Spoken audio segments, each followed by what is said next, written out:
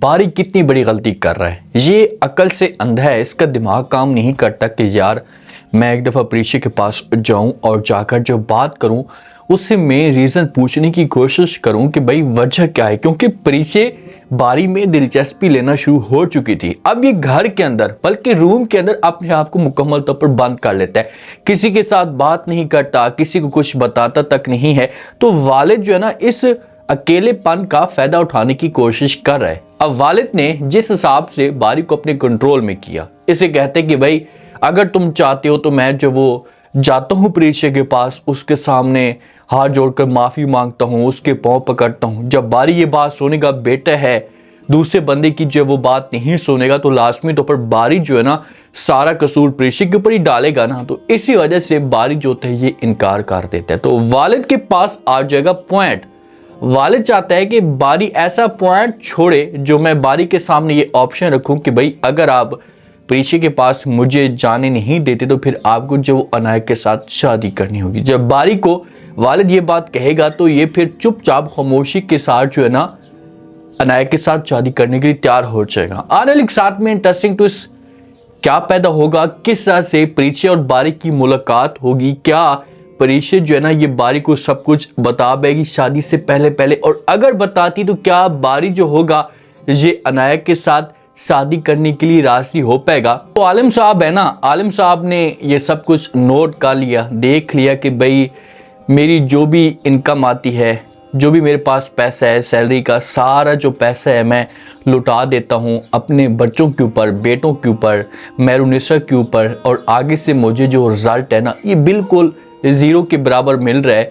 और जिनके ऊपर मैं हर वक्त तंज करता रहता हूँ, बातें सुनाता रहता हूँ, तो आज वो जॉब भी कर रही हैं, घर का सर्कट भी चला रही हैं। तो इस बंदे को अब एहसास होना शुरू हो चुका है। और मेहरुनिसा जो है ना ये चाहती है कि कभी भी आलिम जब वो अपनी बच्चों के पास ना जाए, ये जोर लगा रही। लेकिन जिस दिन से आलिम का बेटा एग्जाम्स में फेल हुआ है ना, तो उसके बाद इसकी आंखें खुल चुकी हैं कि भाई इनके ऊपर पैसा ज़ाया करना है, कोई फ़ायदा नहीं मिलना, किसी किस्म का कोई रिजल्ट नहीं मिलना।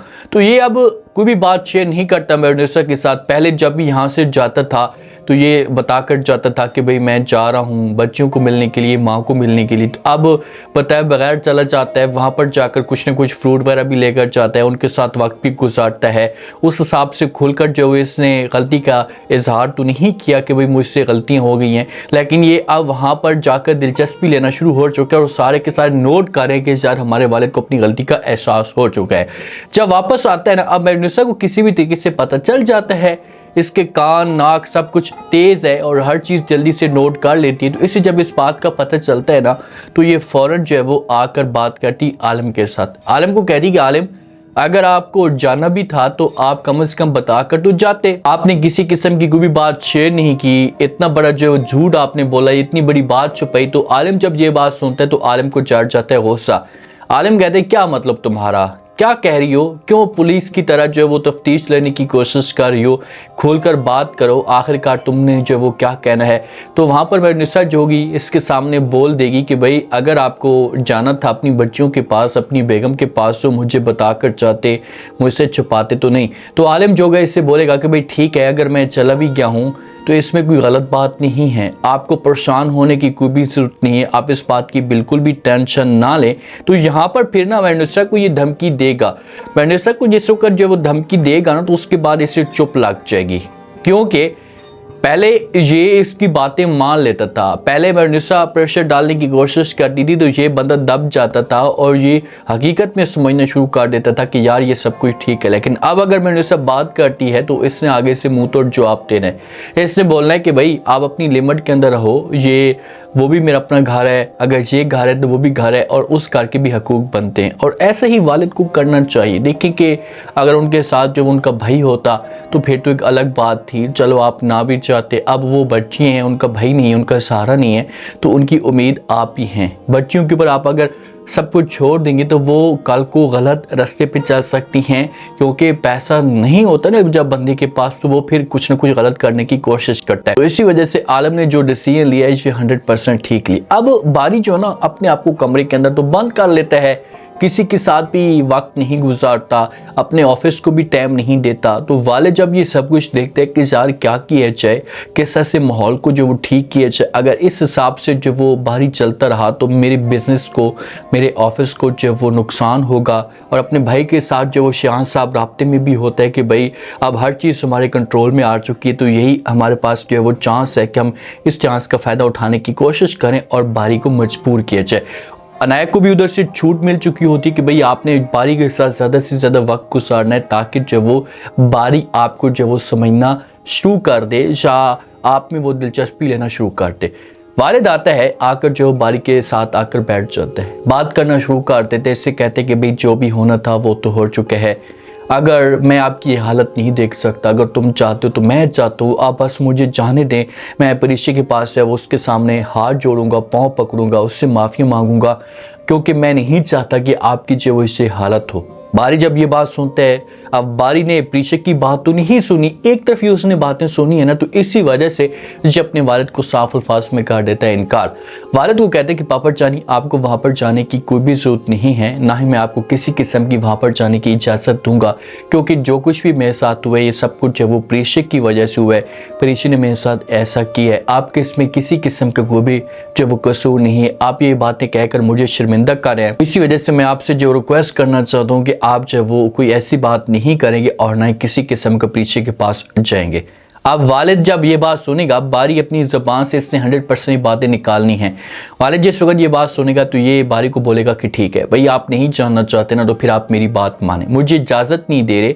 आपके पास दो ऑप्शन है, आप या तो मुझे इजाज़त दे दें मैं जाकर बात करूं, या दूसरा ऑप्शन ये है कि आपको जो वो अपनी ज़िंदगी को या अपनी लाइफ को चेंज करना होगा। बारी पूछेगा कि भाई कैसे, क्या मतलब? तो वालिद बोलेगा कि भाई आप ऐसा करें कि आप जो वो अनाया के साथ शादी कर लें। जब ये बात चलेगी तो फिर बारी के पास ऑप्शन, जवाब सब कुछ ख़त्म हो जाएगा और ये अपने वालिद को बोलेगा कि ठीक है, क्योंकि फंस चुका है ना बंदा।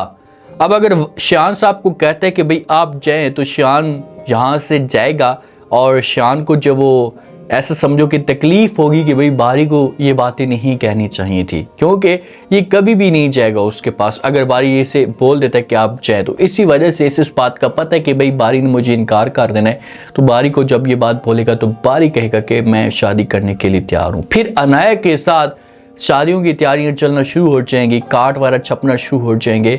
और प्रेषक के पास जब ये कार्ड पहुंचेगा बारी के हाथों से, तो उसके बाद प्रेषक को भी बड़ा दुख होगा, क्योंकि प्रेषक को अभी भी उम्मीद है कि यार ये बंदा मेरे पास एक दफ़ा ज़रूर वापस आएगा, इसको अपनी गलती का एहसास होना है और इससे मेरे पास आना है, और जब मेरे पास आएगा तो उसके बाद मैं इसके साथ बैठ कर बात करूँगी या सारे के सारे मामले कुछ वो हल करने की कोशिश करूँगी। तो जब बारी जो है इसके सामने कार्ड रखेगा तो उसके बाद जो प्रीशा है इसकी भी उम्मीद हमेशा के लिए ख़त्म हो जाएगी कि यार ये बंदा अब मेरे पास वापस नहीं आ सकता। क्योंकि अगर मोहब्बत करता, जिस हिसाब से दावे करता है कि सच्ची मोहब्बत करता हूँ, तो मोहब्बत करता तो कभी भी अनाया के साथ सुनी सुनी बातों से जो वो शादी ना करता। अब देखते हैं कि नेक्स्ट एपिसोड में क्या इंटरेस्टिंग ट्विस्ट पैदा होता है। उम्मीद है आज का रिव्यू, आज के टीजर आप लोगों को पसंद आया होगा।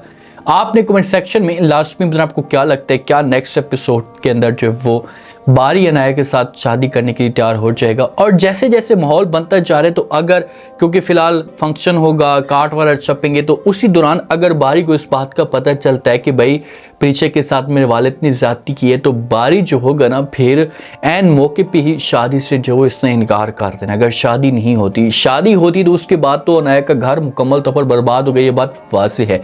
तो आप लोग इस बारे में क्या कहते हैं, अपना फीडबैक लास्ट में दें और चैनल को भी लास्ट में सब्सक्राइब कर दें। शुक्रिया, अल्लाह हाफ़िज़।